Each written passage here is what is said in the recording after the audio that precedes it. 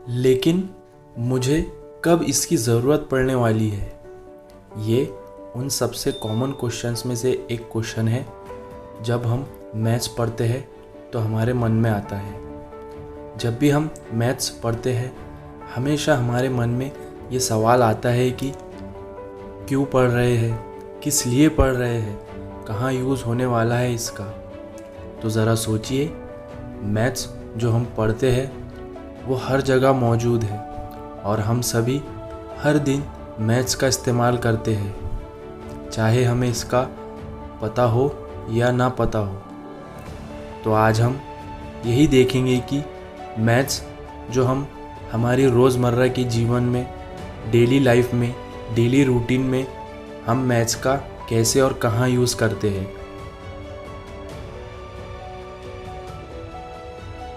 समय को समझने के लिए हमें मैथ्स के ऐसे बहुत से बेसिक कंसेप्ट्स हैं जो समझना होगा। जैसे हमने एक दिन को 24 घंटों में बांट रखा है, ये सभी को पता है। उसी के साथ साथ इन्हीं 24 घंटों को हमने 12-12 घंटों के 2 हिस्सों में बांट के रखा है। एक घंटे में 60 मिनट, एक मिनट में 60 सेकंड होते हैं, ये सभी को पता है। तो ये जो भी हमने दिनों को, घंटों को, मिनट को, सेकंड्स को बांट के रखा है, तो ये हमने मैथ्स का इस्तेमाल करके ही किया है। समय क्या है?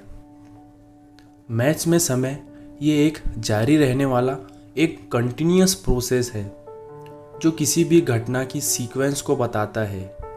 यानी एक घटना से लेकर दूसरी घटना तक बीच में जो गैप है, जो इंटरवल है, उसको बताता है। जैसे पास्ट से प्रेजेंट से फ्यूचर तक।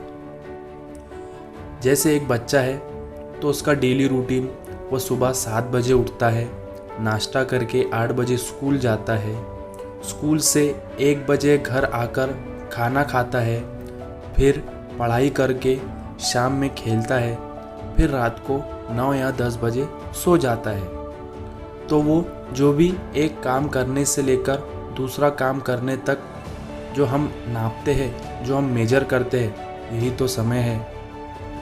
तो टाइम बताने के लिए भी हम नंबर्स का इस्तेमाल करते हैं। कितने बजे है, कितने बजकर कितने मिनट हो रहे हैं।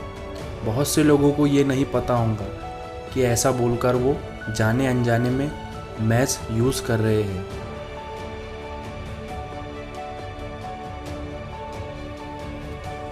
किसी भी खाने पीने की चीज़ को बनाने के लिए हमें मैथ्स को समझना ज़रूरी है।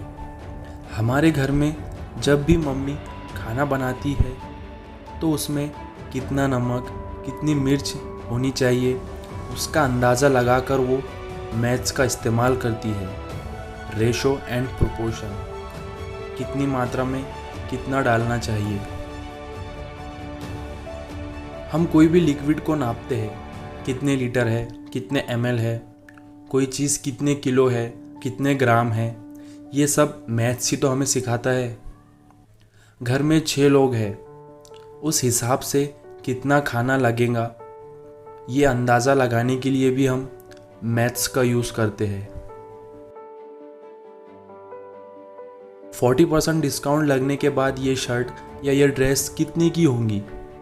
8% टैक्स लगने के बाद क्या होगा? 50% ऑफ सेल चल रहा है तो हमें कितनी खरीदी करनी चाहिए?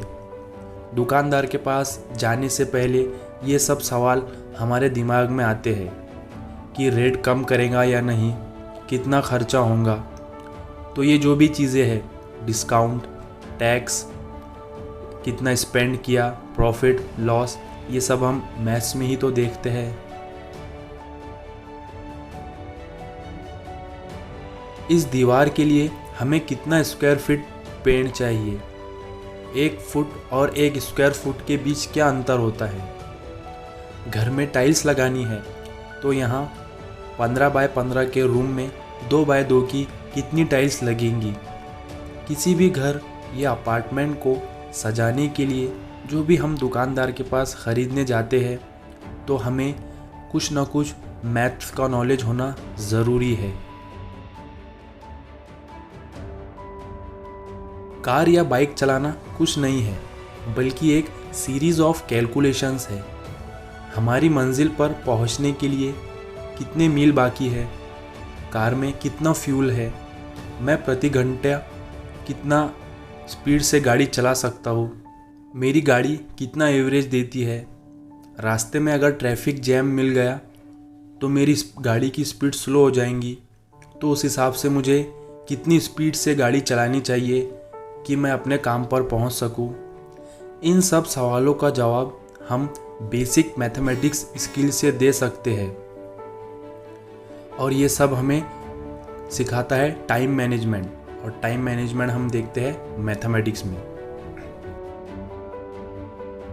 दोस्तों, ये कुछ मोटे मोटे मेन टॉपिक थे जो मैंने आपसे शेयर किया।